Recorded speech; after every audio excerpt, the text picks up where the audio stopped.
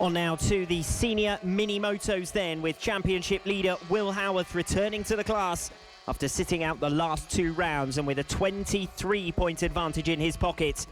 50 points cover the top 8 in the series standings, but the top 5 here overall are scattered through the grid. Best performing in qualifying of the championship contenders, Will Howarth, who was unbeaten here in April. He lines up 3rd on the grid, 150 championship points to his name, having gone unbeaten in rounds 1 and 2. He returns to the grid. Directly in front of him, Richard Holmes-Williams, making his 2nd appearance of the season, picked up 60 points here in April and topped the qualifying standings by 0.2 of a second over Brandon Payne, who lines up alongside him. The 2nd row of the grid then, Will Howarth and Matt Birkin, the latter of whom sits in 5th position in the championship standings. 3rd row of the grid, Bernie Hook, who sits in a P5, and Josh Data, currently 3rd in the series standings, nice and close to between positions 2 and 5, with Mark Payne, Josh Data, Justin Bainbridge and Matt Birkin all sitting within touch of one another in those series standings. Mark Payne actually sits 2nd in the championship standings, missed round 2 here in April.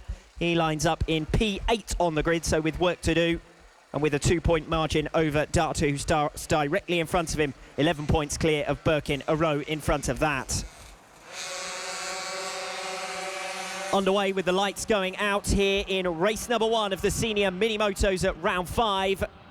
Close between the top 2 as they work their way into the infield section. Richard Holmes-Williams, who performed impressively in the qualifying stage. He leads Brandon Payne. Will Howarth right on their tail. Not too much change, certainly in the top positions, away from the line. Behind 3rd position, a small gap already starting to emerge. That's the way things panned out in qualifying as well. There was about a second between 3rd and 4th positions during the qualifying stage. Around the far end of the circuit, towards the Simpson Straight and down to Paddock Bend to complete lap number 1. Richard Holmes-Williams, the qualifying pace setter, looks to me as though he's dropped back now.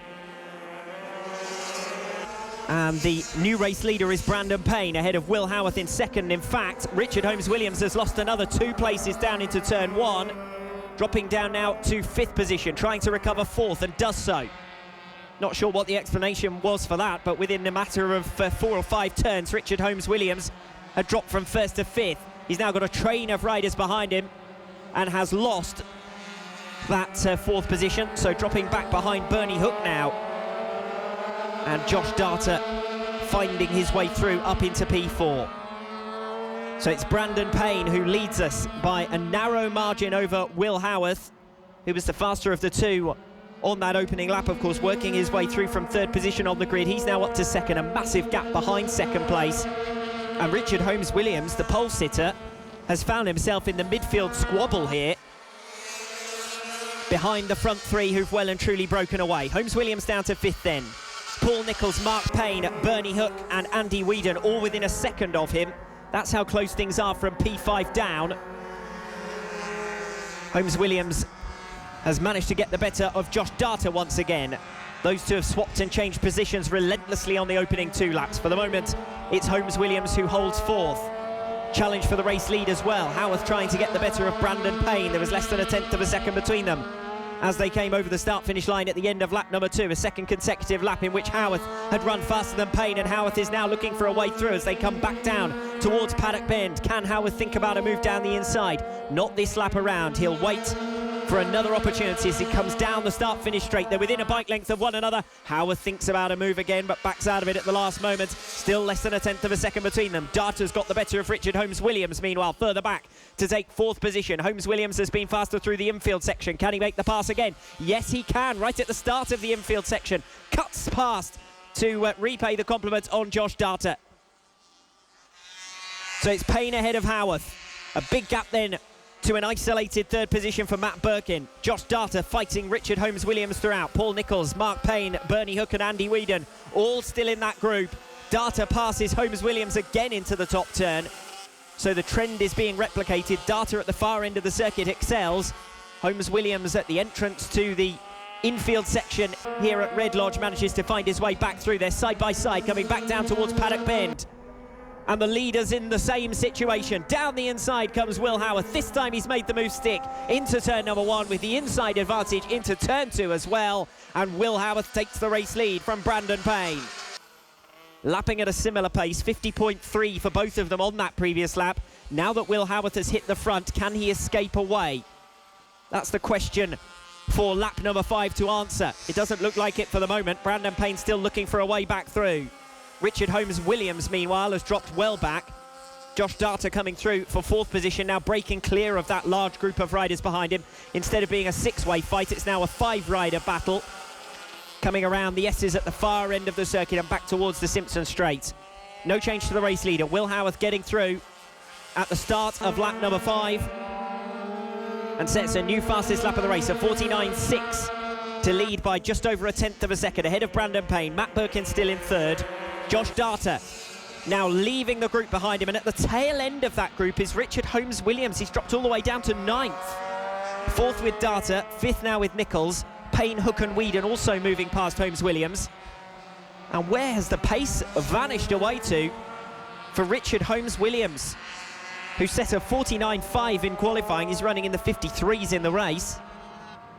And whether that's the change of weather conditions and on a drying circuit, perhaps conditions not to his liking. But Richard Holmes-Williams finds himself on the fringes of the top 10 instead of chasing after the race lead. He looks set to provide the main battle for Will Howarth, who is now the race leader and set for a 4th consecutive victory, if you like, in this senior Minimotos category, because his last appearance was here at Red Lodge back in round number 2 when he took 3 wins out of 3. He hasn't yet been beaten in this class in 2017. Will Howarth, the race leader, 0.3 of a second up on Brandon Payne. Another new fastest lap of the race on that previous lap of 49.4. Those two wend their way through the far end of the circuit, that seemingly everlasting top bend, the left-hander, before emerging right and back on to the straight. Closing in on that lap, Brandon Payne, a new fastest lap of the race with a 49.2. He thought about a move down the inside but wasn't quite alongside, and Howarth holds the race lead. So this duel continues, and any evidence that Will Howarth would be able to blast away has been well and truly wiped away. He hit the front going faster than his rivals, but now Brandon Payne has managed to stay with him. Working his way through the field, meanwhile, Richard Holmes-Williams has got the better of Andy Whedon as they come through the infield section. He's going to cut back up the inside, Richard Holmes-Williams, and try to make a move for 7th position. Bernie Hook holds on, and Paul Nichols just ahead of Bernie Hook. The riders who've been stuck in this group haven't really been able to make as much progress as they might have liked. But once a rider has managed to emerge half a second clear, they've disappeared away. Checkered flag falls for Will Howarth. He gets the better of Brandon Payne. The fight still to be decided is for the 6th, 7th, 8th and 9th positions as they come around the final turn. A 3rd place goes to Matt Birkin, 4th to Josh Data, Mark Payne over the line in 5th. Bernie Hook gets the better of Richard Holmes-Williams, but Paul Nichols loses 2 positions on the final lap, and Andy Whedon comes over the line in the 9th position that he held for the majority of that race.